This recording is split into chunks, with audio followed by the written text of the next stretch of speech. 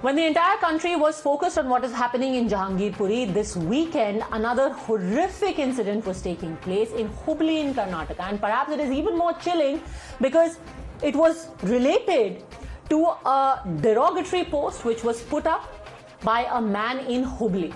Subsequently, the police took action.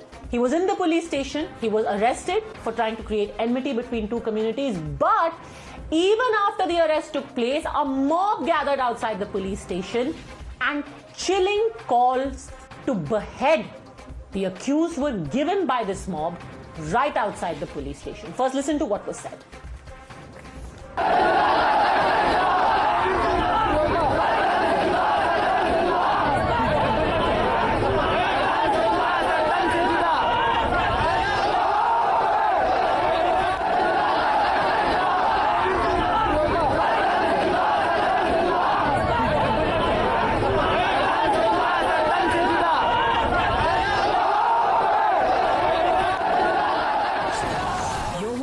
The NewsHour at 10, debate number 2 on Times Now, Super Prime Time. Now you heard what was being said. You know what is shocking? Any like-minded, any sane person would say that action should be taken. However, as soon as the police cracked down, there were voices from within the JDS, from within the Congress who said, again like a rerun of the bulldozer story, that this is victimization, that this is heavy-handed persecution. How can secularism be defined as this perversion where we end up making excuses for this kind of murderous and threatening and radical behavior? Syed Aslam Pasha of the JDS joins us along with Lokesh Jindal of the Congress. Nupur Sharma continues with us. Syed Aslam Pasha, what should be done to people who are saying Sar tan se juda? What should be done except arrest them?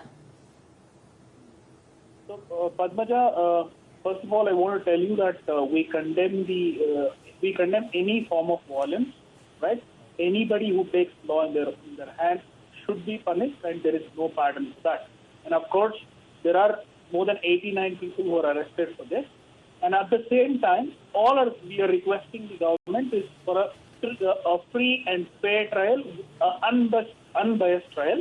And we got to know that we've got information that a lot of innocent. But what makes you think it is not an unbiased trial? What more do you need, sir? The problem is this ye bhi ya wo bhi cannot continue when you have people on camera making no excuses for their behavior, basically telling the police, we do not believe in the law of your country, hand this man to us.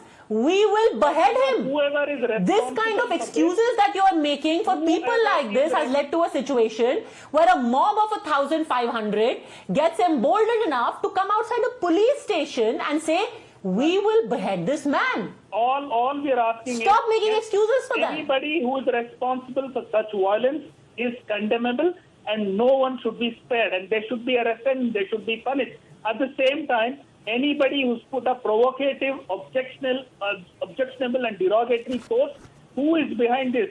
Who are promoting this? Who is He is already in jail. In fact, he was already in jail by the time this bunch turned up and started shouting and rioting and beating up policemen. Do you know that a policeman in an FIR has said, leave this man? The mob said, we will kill you. Cops were being told, we will kill you. I think this is the situation. I think you didn't hear what I said. I said anybody who's promoting violence should be condemned and punished. They should be booked and punished. All we are saying, the innocent should not be arrested. And at the same time, the boy, a 16-year-old boy or a 17-year-old boy. Okay, Nupur Sharma, a reasonable demand for a reasonable probe. Who is promoting or provoking these boys? Nupur Sharma. 16-year-old boy. Well, I don't know if a reasonable probe is attained. I'm sorry, Padmaja. I don't know if a reasonable probe is actually attained via hate speech by, getting atop of a car right outside of Thana and asking for Sar tan se juda. Well, according to the opposition, even what happened in Shaheen Bagh, where a 5-year-old child is asking for the murder, maut ke ghat utar denge PM Modi ko, even that was a reasonable demand. The Satya, the swastik, the religious symbol of Hinduism, a woman with her, wearing a bindi and that being shattered those kind of posters being put up at the site of Shaheen Bagh protest, even that was a reasonable demand.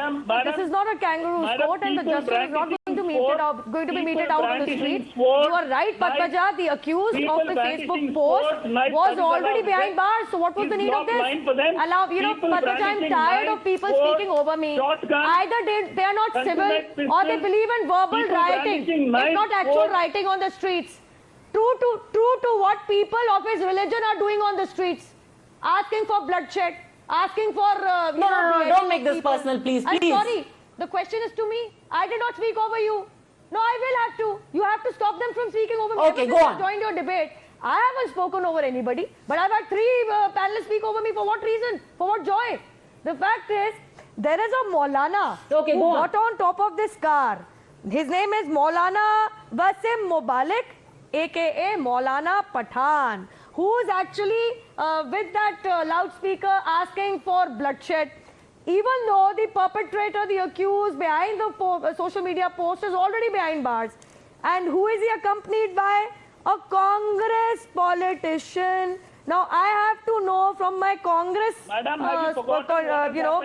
here, why does Congress politician always find itself wanting? Yeah, I remember what happened in Delhi. That Sonia Gandhi asked for Arya Par ki ladai, and Rahul Gandhi only visited, religious places of one particular religion. I remember what happened. That Sonia Gandhi, right before the Delhi riots in 2020, asked for Arya Par ki ladai. We very well know what happened in Karoli also. You know, when the thing is that people like the ones we saw in Hubbali and Swami Chinmayanand and the bunch of randoms that we saw at Jantar Mantar are two sides of the same coin. But when it relates to horrific things that are said at Jantar Mantar, there is no, monkey balancing ki ye bhi ho jaye par wo bhi sahi hai. Ye bhi Chinmayand is okay also, but ye bhi sahi hai. Everyone says unequivocally that you cannot give hate speech. But now when a bunch of people are arrested for openly calling for violence, there is this monkey balancing act. Mr. Siddaramaiah is saying, we must not have a heavy-handed behavior. DK Shiv Kumar says the BJP is using it for their political gain. What is there to gain?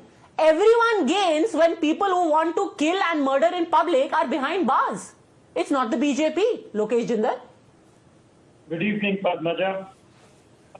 Before I begin my point over here, there's a sociologist called Robert Merton who talks about theory of enemy and deviance. Now, when I'm talking about enemy, all these forms of violence that we are seeing in Hubbali, these are all characterizing animus behavior. That is a non-normative behavior. Merton says that whenever the society is unable to provide means to any community to pursue any form of culturally valued goals, there is enemy that is exhibited. When I'm talking about Muslims, these are the lords who are hired last and fired first. And they have been the victims during the pandemic times. And the worst is the economic conditions like inflation. So that explains when you are victims, that explains why you get onto the streets and you say we are going to start beheading people. 30 seconds, sir. So what has happened is the apathy of the government, antipathy, it had led to their alienation and marginalization. Sir, you are making excuses for murder. This is like saying, I was very upset, so I knifed that person. Rationalization of murder and radicalism doesn't happen, can't happen. It is the state's policy that is causing radicalization.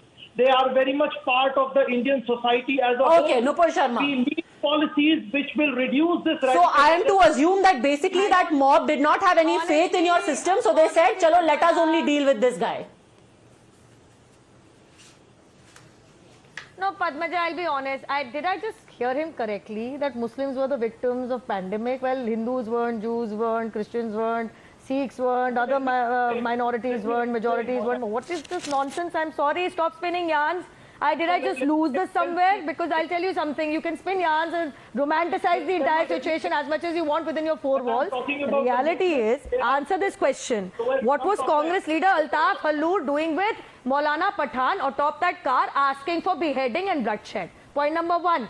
What is Matloub Ahmed doing still absconding, evading arrest in spite of the fact that your government is in power, your administration is in power in Rajasthan? He is prime accused of Karoli and he is supported by Congress as a counsel. Point number 3, is it not true? The ex-mayor from the Congress party was hands in glove involved in the Bengaluru riots of 2020.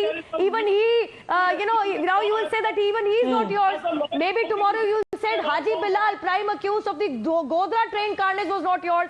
Even day after tomorrow, you'll say Rajiv Gandhi, who justified the Sikh massacre, wasn't yours. Jagdish Titler, Sajid Kumar never belonged to the Congress. As of now, the big story is that Karnataka government has now suggested that the violence that took place in Hubbali, if there is any illegality found in the construction done by people associated, maybe the same bulldozer brand of justice may be employed in Karnataka as well. Will that lead to another justification, rationalization and protest? We'll be keeping a close watch.